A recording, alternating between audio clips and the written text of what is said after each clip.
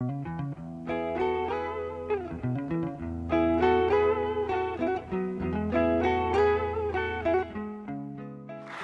next topic is not quite so fun, but it's something that each and every one of the people who responded to the community survey last winter said they wanted Mountain House to do better on. So we're doing better on this. Morgan Gruber and Cedric Hathorn are here to talk about the master restrictions enforcements.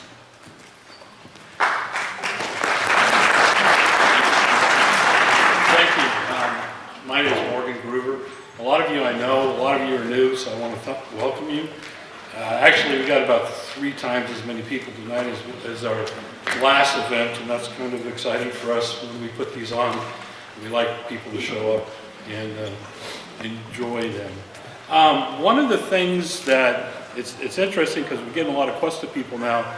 When I first started doing these, Cuesta didn't exist, and it's nice to see, you know, a quarter or a third of the hands go up when they say who's from Cuesta. But it brings in, it's timely now in the regards that understanding that every house, every resident in Mountain House, as part of their title documents when they bought the house, agreed to a set of master restrictions for the care and feeding of the community. So every person here has signed off that they will abide by those master restrictions. It's under my department that those are now enforced in the community. We'll introduce Cedric in a minute, and he's the one that's going to be out, and you'll see him. And I want you, if you see him out in the community, go say hello and talk to him. He's a pretty cool kid well, he's a kid to me. But anyway, what I want to do is I want to explain a little bit about the master restrictions. What they are is guidelines, and if you don't have a copy, if you didn't see them when you did your title report, they're on our website. They're very prominent on our website. They're easy to get to. I suggest you don't worry about reading the whole thing. Just section 4 is the rules. The rest are, I have to deal with. You just worry about section 4. But what it does is it tries to preserve the image in the community that we all liked when we bought the houses, because we liked how this looked, and it has restrictions on how we maintain the house. Now, as far as my department is, we're mostly looking at things.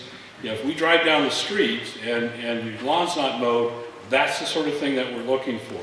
But there's other involvement as well. And so the way that this works is there's color standards. We're putting those color standards on. If you want to repaint your house, you have to ask if the color that you want to repaint it is appropriate for your neighborhood, and Cedric or I will go out and make that determination. Of course, I'm low on the totem pole. If you don't like my opinions, you can always go back and there's an appeal process. I'm probably not as artistic as other people, so you might want to go over my head if it's something of color.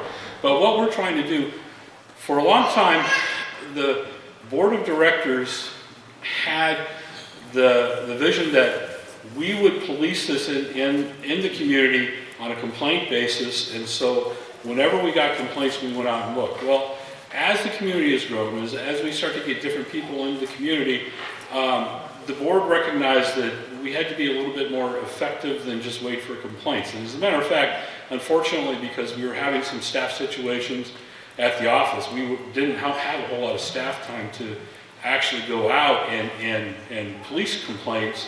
So in this last budget cycle, the board actually authorized a full-time position to be out in the community doing the master restrictions. So I got a body now that's his major concern, is to make sure that any problems with the occurrences or the upkeep of the neighborhoods will be taken care of. Now, I want to caution that this was neglected for a while, and it's going to take us a while to catch up.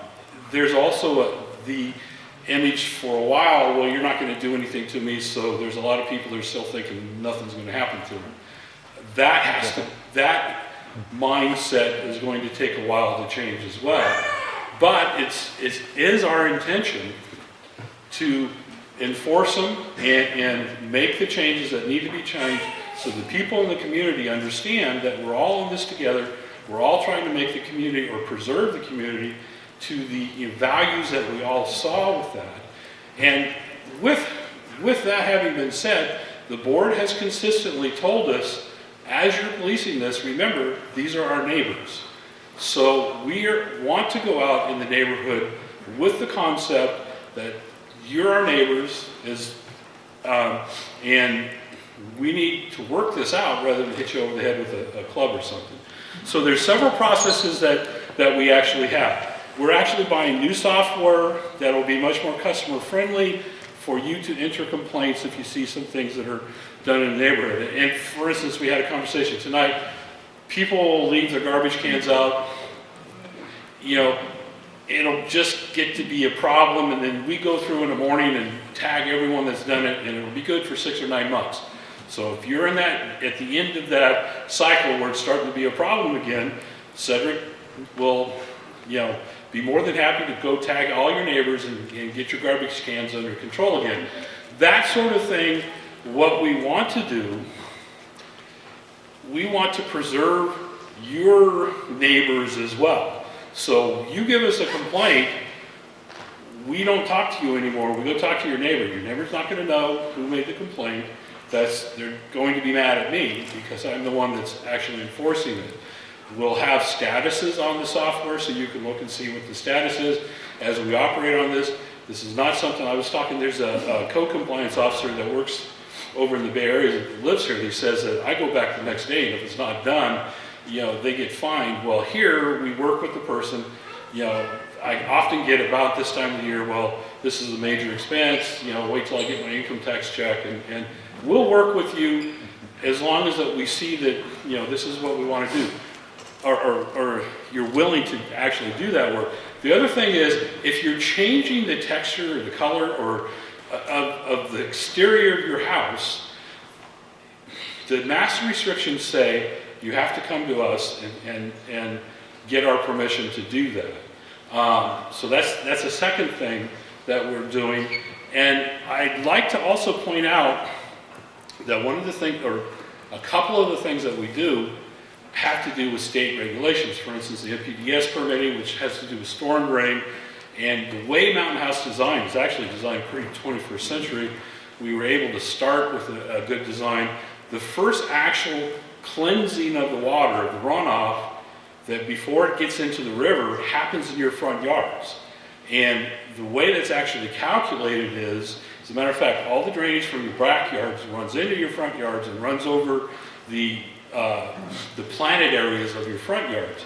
So a lot of people come to me and say, you know, I want to take this out, make my driveway wider, and I say no, and they think I'm being stubborn, and I am, but it's more because there's a system in place that perhaps you don't know about. So I'm telling you now, whereas I am never going to go in your backyard, I don't have the right to do that. I'm not police empowered, so I'm going to assume you're going to make all that concrete and stuff, but I have control of the front yard, and I have control of how that's going to be the first filter for my storm drain system. And generally, what we try and do is keep a certain amount of pervious and impervious area, and we keep in the front yard as minimum impervious area as possible. And we're actually going to start setting that program, going to go teach the kids in the school, that sort of stuff. We're planning on becoming much more interactive with the community so that people can understand. And it's one of the things, if you've all signed in tonight and given an email address, you'll be put on our email blast that'll be going out, and we'll be giving some sort of, you know, not a full talk like we're planning on giving the schools, for Baird, you know, allows. But we're going to be doing informational to the community, because now kind of just seems like, you know, it's happening or it's not happening, and we want to have a discussion as we go so that everyone feels like they can communicate with me and that I'm communicating back, and we're making some real plans to get that going. With having said, I think I'm over my time. I will take questions, but Cedric is going to be out in the community. Just want everyone to see what he looks like. So if you see him,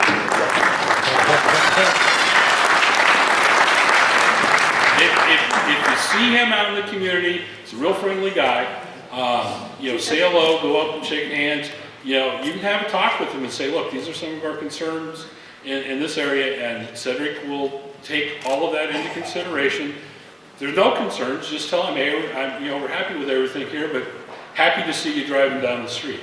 And with that, I'll take any questions. So who do we talk to about the landscaping in our front yard? I have a tree right in the middle of my lawn. That would be me. All right, let's stop that. Okay. He wanted to know about who to talk to about landscaping in his front yard, and that would be me or Cedric. Ma'am. Is there an email address to contact you, or is it just the phone number? No, ma'am. We actually have some software now that if you go to our website, it's reporting software that kicks it right to our desk. I have a card if you'd like. What's the website? MHCSD.com. One more time, please. MHCSD, Mountain House Community Service District.com. MHCSD.com. We're getting much better software. It's not as user-friendly now as it will be in a month or two. So you can, if you run a computer, you can get in and do it. But we'll have some better software for you in the near future. Sir. What about the landscaping and the lawn on the main street, like Bianza, blah, blah? Okay, that's a whole different department. I can't help you with that, but I'll get you with someone after the meeting, if that's okay. He was referencing some of the landscapes in the streets, which is a different thing. Ma'am? What are some of the top, maybe say 3 to 5 issues that you might be looking for now, besides heat color, things that we should comply with? I know there's a lot, but what are the major ones that people complain about? Well, right now, there's a lot that we drive around, we see that not really being complained about, because I think we stressed the community's belief that complaining was going to do anything. And I'm serious, and it's very frustrating. It was very frustrating for me. It was my job, and I want to do my job well, and for whatever reason, we couldn't do that. So Cedric is actually just driving around trying to bring neighborhood compliance up. Frankly, he'd have to tell you what the major complaints are, but it's always the next door neighbor's weeds are up to my thighs, or You want to answer that? I can break that down real quick for you. A lot of people. Can everybody hear me? No. A lot of people, the first thing that they complain about is, okay, well, we've got so many master restrictions, everyone's got to follow them to a T. My goal, starting this position, is to work and prioritize what's important first. We can get to the little stuff later. There's going to be stuff in our community that's an eyesore, that's going to stand out. That's what I'm looking at, the stuff that stands out. So if I'm coming from Livermore or San Jose and I hear about this town called Mountain House, what do I see driving through the neighborhood that just sticks out? Big giant boats, mobile trailers, trash in the front yard, weeds haven't been cut in who knows when, that kind of stuff. There's other stuff within the master restrictions that people complain about too, but those are our main goals. Is we're going to have to focus, we're going to have to get certain things in order. Certain things are a priority, that's just the way it is. We'll get to the other stuff later. I'll tell you right now, I don't participate in Facebook. I don't keep track on the forums.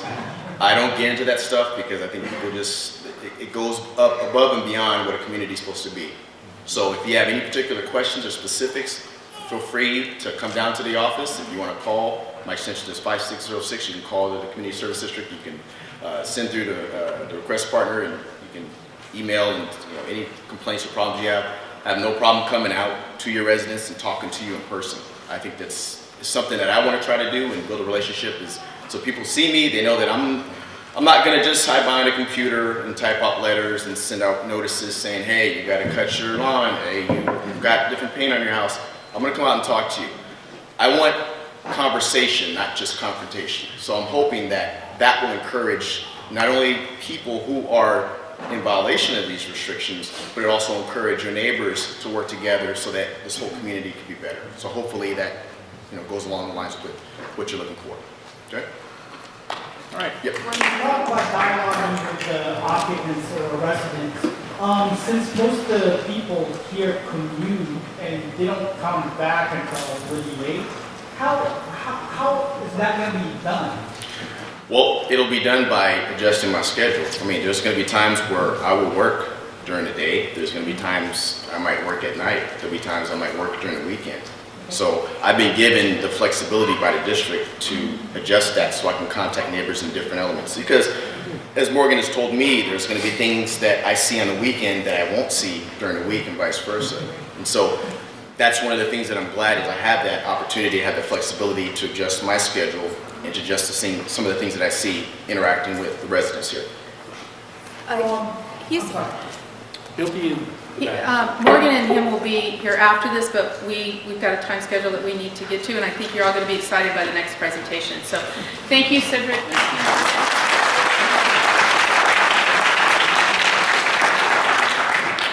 We're really lucky to have been able to find Cedric, so we're real happy with the job that he's doing, and I think you'll see changes, positive changes in the community. And I think many of you know the gentleman that is kind of edging up here. For those of you who don't, his name is Dave Sargent. He is with Shea Mountain House, and he's here to talk to you about some exciting things that Shea's bringing.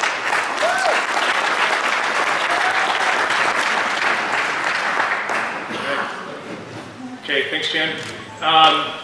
It's good to see so many people here. It's definitely the biggest community meeting we've seen in a while. So I'm here to give you guys an update about what things is going on in Mountain House from the development perspective. As Jen said, I'm Dave Sargent. I work for Shea Mountain House LLC, and we're one of the main developers out here. And there's a plan of Mountain House. So the primary areas that we're working on right now are in Cuesta, as a lot of you live, and then we're also starting on Neighborhood C. So I'm going to tell you a little bit about both of those. So, next slide. All right, so a lot of growth in the last year, and even the year before that. So this is actually a map that the county publishes about once a month. And so this shows where we were about 12 months ago. And you can kind of take a mental picture of that. In a second, Glenda will flip to 12 months later. So this is as of about a week ago. Wow. So if you flip back again, you can see it's pretty, well, it's okay, pretty thin. And then it's really... Does that represent occupied homes? Well, okay, so let me explain there. I don't know if you guys can see the colors very well, but the dark green are final homes. And then the yellow, the little bit lighter is actually yellow, and those are permits have been issued. So, yeah, and then the whites are just, they're owned by a builder or Shea Mountain House, but there just hasn't been a permit yet. So if you go back again, you can see the real growth we had over the last 12 months. And that was about, I noticed there's about 360 permits pulled in the last 12 months. And if we go to the next slide, I had something up like this at the last meeting. It just shows the year-to-year growth in Mountain House. You can see the peak in 2006, and then how bad it got in 2010. And then, well, the slide doesn't look, anyway, that got a little bit messed up, but that's our projected permits for 2013. So anyway, so good momentum. It's really good to see. Okay, so that was Cuesta, which is well underway, and it should be pretty much built out in probably the next year or so. So we're actually busy, as you guys may have seen along Mascot Boulevard, getting Neighborhood C ready. We actually did a lot of work back in the Neighborhood C. Actually, it's now the Hanson neighborhood. Back in 2007, before the recession hit. And so there's about 1,000 homes, 5-acre neighborhood park, and we've got a 16-acre school site for the Hanson School, which the district is already planning. And if you go to the next slide, you can see we're actually working right now in phase 1. We're putting sidewalks in, we're paving. All of that phase 1 should be paved out by the end of the month.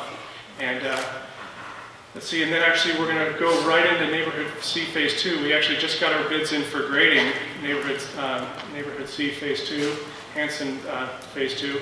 So you'll see a lot of equipment out there right up until December, moving all the dirt around. And then let's see, and actually Neighborhood C should be fully built out probably by next summer, so the whole thing will be paved out.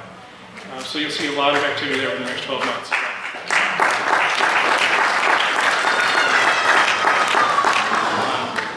And there's a lot of demand for lots in Mountain House from the builder community. We're building about 500 lots right now. That's the construction you see down there in the Hanson neighborhood. And we've offered about 300 of those lots to builders over the last couple months. And we just got the offers in last Friday, and they're all going to sell. We got multiple offers on all those lots, and builders are really anxious to get into Mountain House. So it's a place that just about every builder in the Northern California wants to be. So it's great. And so the last thing I want to talk tonight is about the town center. One of the questions that always comes up at these meetings is when is Safeway, or when is the grocery store going to be? So for a long time, some of it's a little detail I don't know if I want to get into, but there was an issue for a while because while Shea Mountain House owned all this property here in the town center, especially this intersection, Byron Road and Mountain House Parkway, we owned the property. There was a deal where we had to sell it back to Trimark for $1, and then they were going to be the developer of it. So actually, we worked out a deal with Trimark in the last couple of months where we Shea Mountain House LLC now has control of that, and so we'll be responsible for developing the property there in the town center.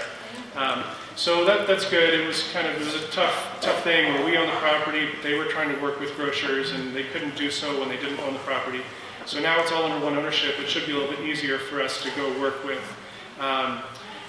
potential grocers. So, and if we go to the next slide, so this is a land plan for your town center. The red piece there in the corner, that's the future grocery store site. There's the orange is mixed use, that's your main street, that's your downtown. The blue areas, that's where your library and your town hall and recreation centers are going to go. All this is all in the planning documents that are approved by the county. So Shea Mountain House LLC intends to start working on all this, and we want to do some community outreach next month to get some input from the community about what you guys want to see in the town center. What kind of uses you want to see there, any kind of ideas you might have for that. So we've scheduled a meeting on October 19th. We're going to be at the Cuesta School, and I think we're hoping to get a lot of people, and we want to give people some flexibility. So I think we're going to have 2 sessions, one at 10 in the morning, and then another one at 2 in the afternoon. So we're hoping a lot of people come to that meeting and come and talk to us about what they want to see in the town center, so that when we go off and work with our architects and try to attract tenants to come in, we can take all of what you guys are looking for into account. So I hope to see all of you there, and tell your friends and neighbors about it, so we can get lots of input. I think that may be the last slide. So any questions? Do you have a date Yeah, that you're you going have to a date? Oh, start the town center? Yeah. We don't have one yet, But but we want to start. We're starting the planning right now. This is the first step. And then, as soon as we can get our plans done and get construction started, we'll move as fast as we can. The grocery store, that's a hard thing to promise. It's really dependent on when a grocery store says that they'll come in. The number that's always been reported, is the 5,000 rooftops. So you guys have heard that before. And they seem to be fairly... No, we're probably at 4,000. We're probably at 4,000 rooftops today. So 5,000 is not too far away. We're doing about 400 permits a year. It's still going to take a while to get the grocery store planned and built, but we're getting a lot closer. So, Jen? Yay. Everybody mark that date on your calendar, because some of this, I kind of got a sneak peek of some of the things they're going to be presenting and asking you about. Some really exciting ideas they're going to bring to you, get your feedback on. And what's really important to this whole process is for Shea to be able to go to these people and say, this is what the community says they want. This is what the community says they're going to support. This is the type of restaurants the community says they'll support. This is what we're hearing from the community. And it makes all the difference in the world when you go to these people, because they want to know this is what the community wants. Because I'll just give an example out here, and this, Dave doesn't even know I'm going to do this, so I have no idea if it's real or not, but If they went out and negotiated for a True Value or an Ace Hardware, and you guys wouldn't use it, then we're putting a company in there that would fail because you're all going to Home Depot. So they need to hear from you what you want. They need to hear from you what you will support. It's very important. Tell your friends, tell your neighbors, get to either the morning or the afternoon on October 19th meeting, okay? Great, thank you.